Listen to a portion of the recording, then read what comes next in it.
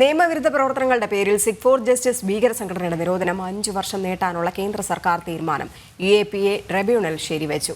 കഴിഞ്ഞ ജൂലൈയിലാണ് ആഭ്യന്തര മന്ത്രാലയം നിരോധനം നീട്ടിയത്. ഖലിസ്ഥാൻ ഭീകര സംഘടനകളുമായും പാക് ചാര സംഘടനയുമായും സിഖ് ഫോർ ജസ്റ്റിസിന് ബന്ധമുണ്ടെന്ന് കണ്ടെത്തിയിരുന്നു.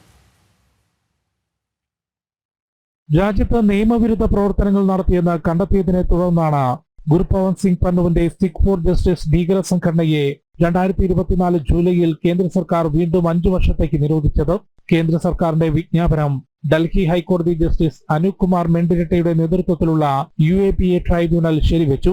യുവാക്കളെ ഭീകരവാദത്തിലേക്ക് റിക്രൂട്ട് ചെയ്യൽ, ആയുധക്കടത്ത്, അനധികൃത സാമ്പത്തിക സമാഹരണം, പ്രധാനമന്ത്രി ഉൾപ്പെടെയുള്ളവർക്കെതിരെ വധഭീഷണി തുടങ്ങി ഗുരുതര കുറ്റകൃത്യങ്ങൾ കേന്ദ്ര സർക്കാർ സംഘടനയ്ക്കെതിരെയുള്ള റിപ്പോർട്ടിൽ ചൂണ്ടിക്കാട്ടിയിരുന്നു.